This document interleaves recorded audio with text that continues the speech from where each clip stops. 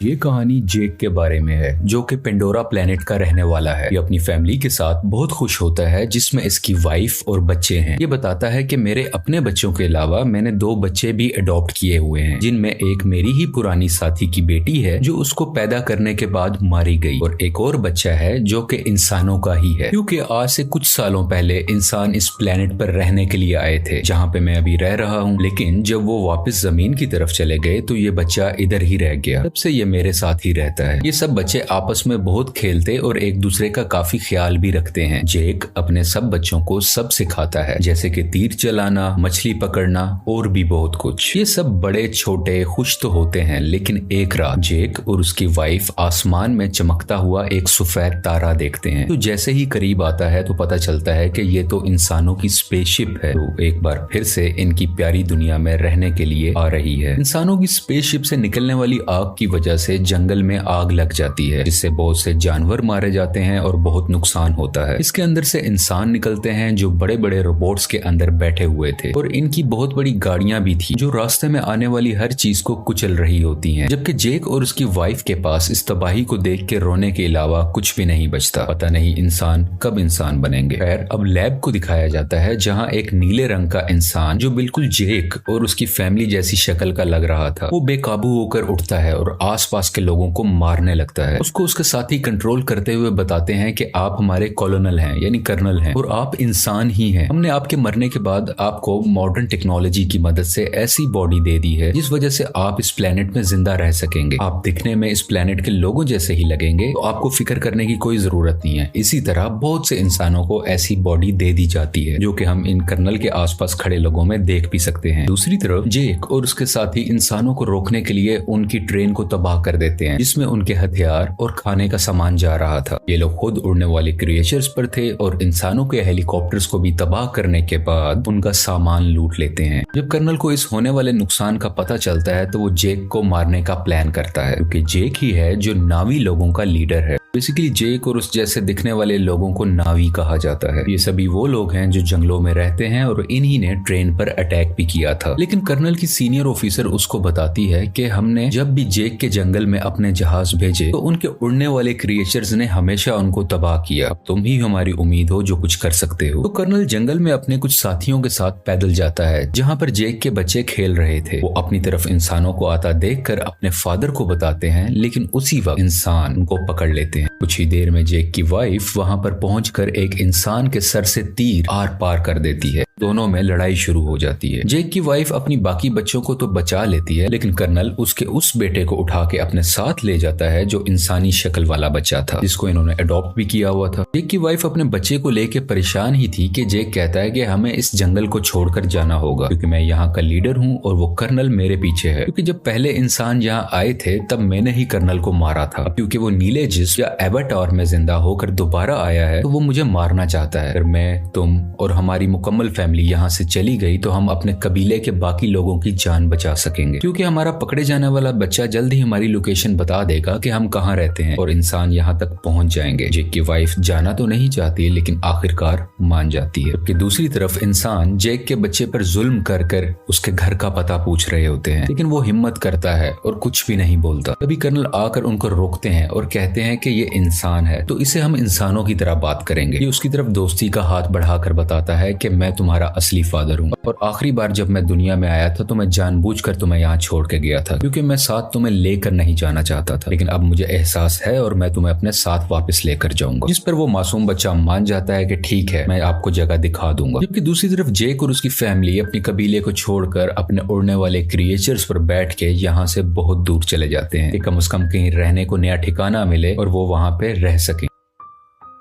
ये लोग पानी के पास रहने वाले नाविस के पास पहुंचते हैं। यहाँ पर रहने वाले लोग हैं तो इसी प्लेनेट के, लेकिन दिखने में सब्ज रंग के होते हैं। ये पानी वाले नावी शुरू में इनका मजाक बनाते हैं, जैसे कि वो कहते हैं कि इनकी दुम पतली है, इनके बाजू पतले हैं और भी बहुत कुछ। तभी पानी वाले लोगों का लीडर आता है और कहता है कि तुम जंगल के रहने वाले हो, तुम्हारी यहाँ पानी के पास कोई जरूरत नहीं है, तुम्हें कुछ नहीं आता कि पानी में कैसे सरवाइव करना है। लेकिन जेक जवाब में कहता है कि हम बहुत जल्द ही सब कुछ सीख जाएंगे और मेरी फैमिली के लिए मुझे आप लोगों लोगों की जरूरत है ताकि वो यहाँ पर सही सलामत जिंदा रह सकें। ये देख के पानी का नावी लीडर मान जाता है और उनको रहने की इजाजत भी दे देता है। अगले दिन जेक के बच्चों को वहाँ के रहने वाले बच्चे घुमा रहे होते हैं, जबकि जेक का बेटा अपने बालों वाली चुटिया वहाँ के एक क्रिएचर से जोड़ता है तो वो बहुत तेजी से पानी के अंदर तैरता है, जिस वजह से गिर जाता है और वहाँ के सब लोग हंसने लगते हैं। अगले दिन वहाँ के कुछ बच्चे जेक की बेटी को पागल कह रहे होते हैं। इसके अलावा उससे बदतमीजी भी करते हैं, उसको काफी तंग कर रहे होते हैं। तभी वहाँ जेक के बाकी बच्चे भी आ जाते हैं और उस तंग करने वाले बच्चे को मारने लगते हैं। तुमने हमारी बहन को ऐसा क्यों कहा? जब जेक को ये सब पता चलता है तो वो अपने ही बेटे को डांटने लगता है कि तुमने उसे क्यों मारा, वो यहाँ के लीडर का बेटा है, जाओ तुम उससे माफी मांगो। वो जब जाकर माफी मांगता है तो लीडर का बेटा अभी भी गुस्से में था और वो उसको धोखा देना चाहता था, बदला लेना चाहता था। कहता है कि चलो तुम्हें एक अच्छी जगह पर लेके जाता हूँ। वो उसे गहरे पानी में ले जाता है जहाँ पर एक खतरनाक मॉन्स्टर रहता था। वो उसको वहाँ पर जाकर अकेला छोड़ देता है और खुद वहाँ से वापस आ जाता है। कुछ ही देर में पानी के अंदर से तेज मॉन्स्टर आकर उस पर अटैक कर देता है, जिस वजह से वो डूबने लगता है और लगातार मॉन्स्टर उस पर अटैक कर उसको खाने की कोशिश कर रहा होता है। दोनों आमने सामने होते हैं। तभी वहाँ सबसे बड़ा मॉन्स्टर आ जाता है जो छोटे मॉन्स्टर को अपने मुंह में डाल के पत्थर पर जोर का मारता है और उसको वहीं मार डालता है। इतनी ही देर में जेक का बेटा पानी में मजीद सांस नहीं ले पाता और डूब जाता है। जैसे ही उसकी आंख खुलती है तो वो देखता है कि सबसे बड़े पानी के मॉन्स्टर ने उसकी जान बचाई है और वो उसके ऊपर लेटा हुआ है। ये लड़का देखता है कि वो मॉन्स्टर बेचारा काफी जख्मी भी है, तो ये उसके जिस्म से कुछ लगे हुए हथियार निकालकर उसको सुकून देता है, जिससे इन दोनों की दोस्ती हो जाती है और वो मॉन्स्टर इस लड़के को उसके घर वालों के पास छोड़ के आता है।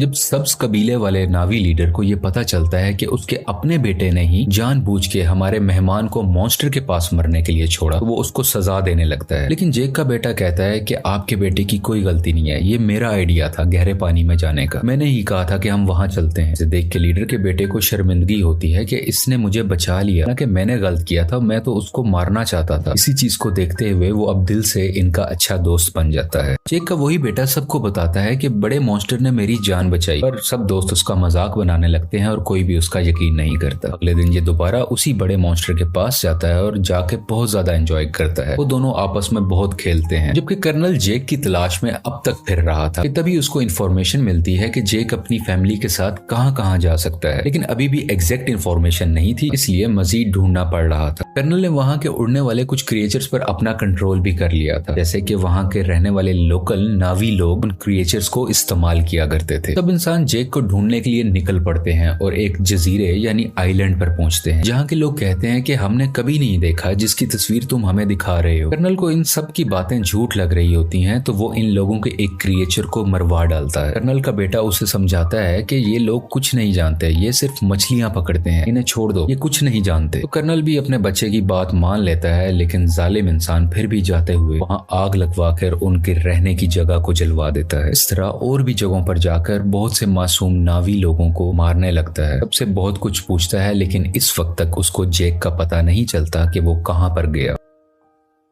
इसी तरह ये सब इंसान पानी वाले एक क्रिएचर को देखते हैं, उस पर भी लोहे की बनी हुई चेन और कुछ छोटे मिसाइल से अटैक करते हैं। इसके अलावा एक ऐसी अल्ट्रासोनिक गन से भी अटैक करते हैं जिससे वो मॉन्स्टर इंसानों पर हमला ही नहीं कर पाता और इंसान इसको बड़े आराम से पकड़ सके। वो बेचारा मॉन्स्टर अपने छोटे बच्चे के साथ तैर रहा होता है, जिसने इंसानों का कभी कुछ नहीं बिगाड़ा था, लेकिन वो दर्द से तड़प रहा था, चीख रहा था और आखिरकार वहीं पर मारा जाता है। उसका छोटा सा बच्चा इर्द गिर्द घूम कर उसको आवाजें दे रहा होता है और इंसान बहुत ही बेशर्मी के साथ खुशी में तालियां बजा रहे थे कि वो अपने मिशन में कामयाब हो गए। ये सब देखकर कर्नल का बेटा काफी तकलीफ में होता है, क्योंकि उसको इन सब जानवरों की फिक्र थी और वो इस होने वाले जुल्म को बिल्कुल बर्दाश्त नहीं कर रहा होता। इंसान उस क्रिएचर को पकड़कर अपने साथ ले जाते हैं, उसके मुंह के अंदर जाकर ड्रिल मशीन से उसके मुंह के ऊपर वाले हिस्से में सुराख करते हैं, जिसके अंदर से एक पीले रंग का लिक्विड निकलता है, जो कि एक ऐसा पानी है कि जो भी पिएगा उसकी उम्र बहुत कम स्पीड से बढ़ेगी, यानी उसको जिंदा रहने के लिए बहुत से साल मिल जाएंगे और वो जल्दी नहीं मरा करेगा। और इस लिक्विड की कीमत भी करोड़ों डॉलर्स में है, इसको ये मार्केट में बेच के बहुत पैसा कमाने वाले हैं। अगले दिन मरने वाले मॉन्स्टर क्रिएचर को सब्ज नावी लोग देख लेते हैं। इसके बाद जेक को बुरा भला कहने लगते हैं कि तुम्हारी वजह से इंसान इधर तक पहुंच गए और अब वो हमारे क्रिएचर्स को मार रहे हैं और बहुत जल्द हमें भी, इसलिए जो भी हुआ सो हुआ। ग्रीन नावी लीडर कहता है कि हम इंसानों से मुकाबला करेंगे। इसकी कुछ देर बाद ही जेक का बेटा सबसे बड़े मॉन्स्टर से एक बार फिर मिलने जाता है और देखता है कि उसके ऊपर एक एंकर जैसी डिवाइस लगी हुई है, जिसकी वजह से उस मॉन्स्टर को उस डिवाइस ने वहीं रोका हुआ था और वो वहां से हिल ही नहीं पा रहा था, क्योंकि इंसान उस लिक्विड को हासिल करने के लिए और भी मॉन्स्टर्स को मारने का इरादा रखते हैं। और इस बार बारी है जेक के बेटे के बड़े मॉन्स्टर की, जो साइज में भी बहुत बड़ा है और उसमें से लिक्विड भी बहुत ज्यादा निकल सकता है। इसलिए इंसान अब इस मॉन्स्टर को मारना चाह रहे हैं। बेटा और बाकी भी उसके पास होते हैं, जबकि इंसान इस तरफ बढ़ रहे होते हैं। कर्नल भी इन बच्चों को वहां दूरबीन से देख लेता है। जेक और लीडर को पता चलता है कि उनके बच्चे खतरे में हैं और वो अपने हथियार उठाकर उन्हें बचाने के लिए निकल पड़ते हैं। बहुत मुश्किल से बच्चे बड़े मॉन्स्टर से वो डिवाइस निकाल देते हैं, जिस वजह से मॉन्स्टर वहां से आगे तैरकर निकल जाता है और बिल आखिर उसकी जान बच जाती है। लेकिन इंसान फायरिंग करते हुए अभी भी बच्चों का पीछा कर रहे होते हैं। यहाँ पे लीडर की बेटी मरने ही वाली होती है, तो जेक का बेटा उसका हाथ पकड़कर अपनी तरफ करके उसकी जान बचा लेता है। लेकिन थोड़ी ही देर में बच्चों को बड़ा सा जाल डालकर पकड़ लेते हैं और अपनी शिप पर ले आते हैं। कुछ देर तक बच्चों के पेरेंट्स भी यहाँ आ जाते हैं, यानी कि जैक वहीं रुककर देखता है कि उनके बच्चों को शिप के आगे कर्नल ने बांधा हुआ है। कर्नल कहता है कि अगर बच्चों की जान बचाना चाहते हो तो शिप पर तुम सिर्फ अकेले आओगे। तो जेक सबकी बेहतरी के लिए अकेले जाने का फैसला करता है। तभी जेक के बेटे का सबसे बड़ा क्रिएचर दोस्त पानी के नीचे से एकदम से ऊपर आकर इनकी शिप पर चढ़ जाता है और अपने हाथों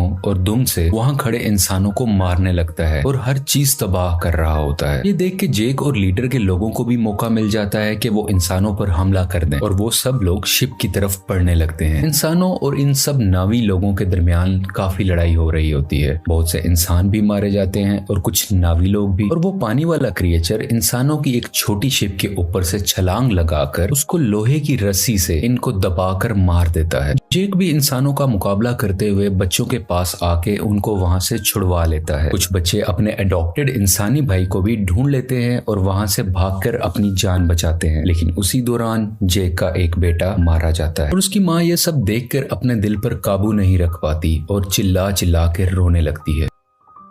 जेक के दो बच्चे फिर से कर्नल ने पकड़ लिए होते हैं और वो लोग इंतजार कर रहे होते हैं कि जेक इनको बचाने आएगा और इसी मौके को देखते हुए हम उसे मार डालेंगे। जेक वहां बड़ी खामोशी से आकर धमाका करता है, जिससे हर तरफ आग ही आग हो जाती है। बहुत से इंसान भी मारे जाते हैं। उसकी वाइफ भी बहुत से इंसानों को अपने तीर से हमेशा के लिए खत्म कर देती है और एक इंसान को गुस्से वाली आंखें दिखाते हुए मार डालती है, क्योंकि अभी अभी उसने अपना बेटा खोया था। उसकी आंखों में दर्द था। मौका देखते हुए कर्नल जेक की बेटी की गर्दन पर चाकू रख के उन सबको हथियार डालने का कहता है। लेकिन उसी दौरान जेक की वाइफ वहां आकर कर्नल के ही बेटे की गर्दन पर चाकू रख देती है, जिसको देखते हुए कर्नल को उसकी बेटी को छोड़ना पड़ जाता है। अब फाइनली कर्नल और जेक की आपस में हैंड टू हैंड लड़ाई होती है। इसमें बहुत मुश्किलों के बाद जेक कर्नल का गला अपने हाथों में दबाकर उसे मार देता है और आखिरकार ये जालिम कर्नल पानी में डूबने लगता है। लेकिन कर्नल का बेटा उसे डूबने से बचाकर पानी के ऊपर ले आता है, क्योंकि कर्नल ने उसकी जान जो बचाई थी जब जेक की वाइफ ने उस पर चाकू रखा हुआ था। जब कर्नल कहता है कि बेटा मेरे साथ आओ, तो वो उस पर गुस्सा कर अपनी फैमिली के पास चला जाता है, यानी कि जेक के पास। और इसको देखकर जेक की फैमिली भी बहुत खुश होती है और उसको पहले की तरह ही प्यार करती है।